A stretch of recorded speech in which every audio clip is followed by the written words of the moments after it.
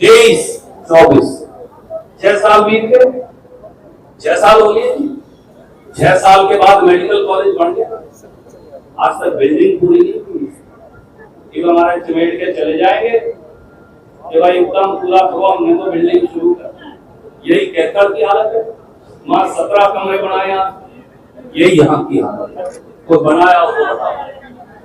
अब आप पुरानी मंडी के अंदर बैठे हैं, पंडित जी तो खुद आरती, असली में बड़े भाई साहब आरती हैं, ये तो उन के दुकान में बैठते हैं चर्चा करने के लिए।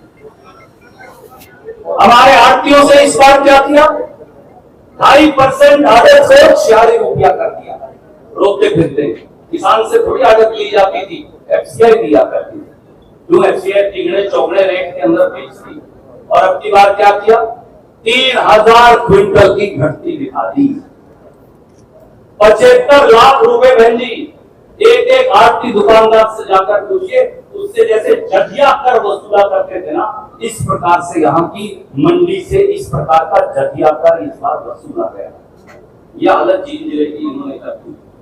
12 क्विंटल 15 दिन से बच्चे की लाश वापस नहीं है।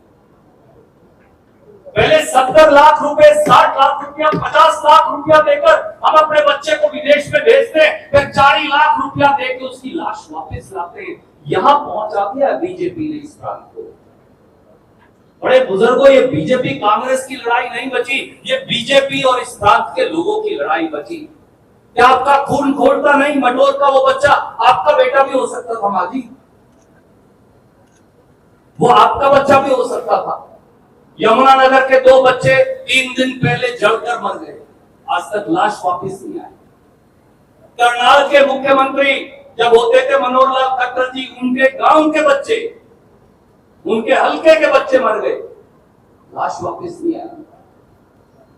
आज हम इस बात के मोहताज बना दिए इस सरकार ने 10 साल के बाद, हम अपने मरे हुए बच्चे की लाश वापस लाकर उसका पिंडदान और संस्कार करने के लिए तरसते हैं। क्या ऐसे लोग आपकी वोट के हकदार नहीं? क्या आपका मन झिझकोरता नहीं? क्या आपकी आत्मा कचोटती नहीं? क्या ऐसे लोगों को अगर वोट की चोट से बदला नहीं लोगे तो मुझ पर, आप पर, दोनों पर लाने की लाश वापस किसी ना किसी गांव में नहीं आती। एक माँ का सिंदूर नहीं पहुंचा जाता था, एक बच्चे के सर से उसके बाप का साया नहीं उठता था। किसी ना किसी शहीद की चिता जींद हो या हरियाणा, किसी ना किसी गांव के अंदर हर रोज जलती थी। 1.25 साल के अंदर कोई दिन खाली नहीं गया। मैं आपका बेटा आज आपको याद करवाने आया हूं, आप तो उस चिता में जलती लो की कसम, किसानों और गरीबों की चिताओं में जलती लो की कसम चीन के लोगों, आपको इसका बदला बीजेपी से लेना पड़ेगा और आपको लेना पड़ेगा। बदला लाठी और गोली से नहीं लेना, बदला गाड़ी और डंडे से भी नहीं लेना, बदला वोट की चोट से लीजिएगा। आप बंगाल की खाड़ी में उस बीजेपी को पहुंचाने का समय आ गया।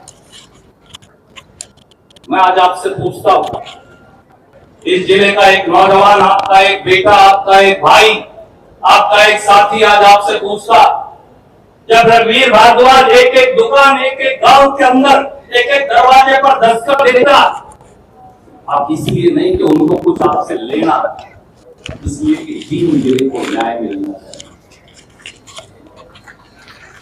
इसलिए कि जब हमारा नौजवान, उसकी जात कोई भी हो, वो ब्राह्मण समाज का बच्चा हो, वो अग्रवाल समाज का हो, पंजाबी समाज का हो, वो रविदास का हो, वो वाल्मीकि हो, बैकवर्ड हो, वो जाट हो, वो गुर्जर हो, वो राजपूत हो, जब वो नौकरी की गुहार लगाने 10 साल के अंदर गया, आपके बेटे और बेटियों को इस सरकार ने क्या दिया? 47 बार हमारे बच्चों के भविष्य को मंडी में बोली लगाकर बीजेपी ने बेच डाला। 47 बार बेचा।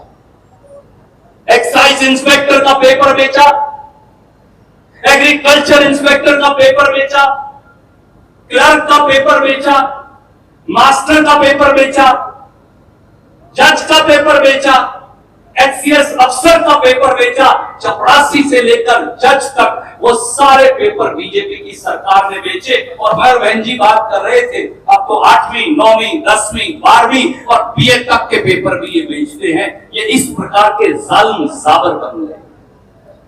कोई ऐसा पेपर है हरियाणा के अंदर जो लीक नहीं होता? कोई ऐसा पेपर हुआ आईटीआई इंस्ट्रक्टर से लेकर क्लर्क से लेकर एचसीएस अफसर से लेकर जो मोल नहीं बिका? और उस बीजेपी की ये हिम्मत भी हो गई। यहां हरियाणा का दुर्भाग्य से ये ऐसा शहर है जहां सबसे ज्यादा गुंडागर्दी, सबसे ज्यादा फिरौती। आप बताओ जीत के कितने डॉक्टर, कितने व्यापारी जीत छोड़ के चले गए? ये पत्रकार साथी गवाह, मेरी बात गलत हो तो मुझे बताइए, मुझे सजा दीजिए अगर मेरी बात गलत हो। रोज फिरौती का टेलीफोन आता है, रोज यहाँ गुंडागर्दी होती है, रोज यहाँ पर्स और थैले छीने जाते हैं, रोज रुपये देने पड़ते हैं, रोज गोलियां चलती, रोज बहू बेटी की इज्जत पर हमला बोला जाता है। और उन सारे गुंडों को आज मैं इल्जाम लगाता हूं बीजेपी का संरक्षण प्राप्त है। नहीं तो अगर बहन जी पुलिस फैसला कर लेना और प्रशासन शाम तक, भाई साहब शाम से पहले सारे गुंडे भाग जाते। परंतु जब गुंडे थाने के अंदर बिठवाकर राजनीतिक नेता उनके सर पे राजनीति करें तो फिर रक्षक भक्षक हो तो संरक्षक कौन बन जाए? मैं ये सवाल पूछता हूँ। रघुवीर भारद्वाज भी ये सवाल पूछता है, या तो रक्षक भक्षक। तो फिर बहन जी ने कहा और आगे चल टोहाना की तरफ। फिर मैं टोहाना तक गया, मैंने कहा जी तो थक बोली ना मैं भी चलूंगी फतेहाबाद तक और चलना। फिर हम फतेहाबाद तक, तो फतेहाबाद तक और उस तरफ कुरुक्षेत्र और लाडवा तक, पानीपत तक आखिरी हो जाता है। परंतु ये सारे बात है, जब जीन के ऊपर मुसीबत आती है तो भाग जाते हैं।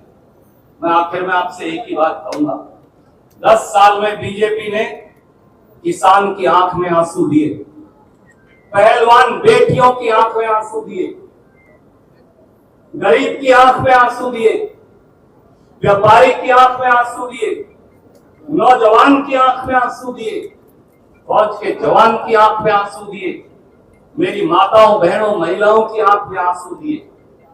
अब इन आंसुओं का जवाब मांगने का समय आ गया।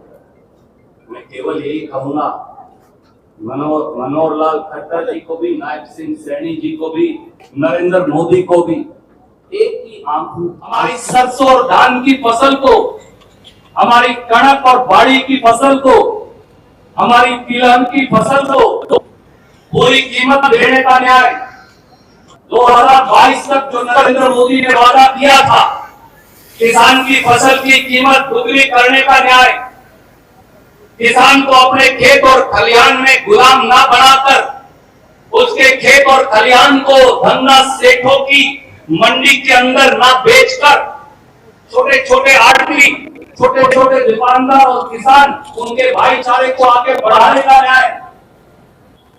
जब ये न्याय मांगने हरियाणा के, हिंदुस्तान के लाखों लाखों किसान, लाखों लाखों गरीब दलित भाई बहन, लाखों लाखों बैकवर्ड क्लास के साथी जब दिल्ली के दरवाजे पर दस्तक देने गए, 1.5 साल तक वहां पड़े रहे, तो बीजेपी की सरकार ने, बीजेपी की इन विधायकों ने, सांसदों ने आपको क्या दिया? हमको दिए नश्तर, किसान और मजदूर को दिए शूल, किसान और मजदूर को दिए बड़े बड़े पत्थर, किसान और मजदूर को दिए बुलडोजरों से सड़क अटी हुई, किसान और मजदूर को दी लाठियां, किसान और मजदूर को दी अश्रु गैस, किसान और मजदूर को दी गोलियां और पुलिस की संगीनें। मैं आज आपसे पूछता हूं, किसान का एक बेटा, आपका एक अजीज, जिनकी धरती में जिसने जन्म लिया, पूरे हरियाणा की सेवा का संकल्प लिया, आज भारद्वाज जी के साथ खड़े होकर मैं पूछता हूं, उस बीजेपी ने किसान को, मजदूर को क्या दिया? दिल्ली के बॉर्डर पर शहीद हो गए, किसानों के ऊपर अश्रु गैस चलाए गए, गरीब मजदूरों के ऊपर लाठियां बरसाई गई, हमारे खून से जीटी रोड के ऊपर होली खेली गई। कोई ऐसा दिन नहीं बचता था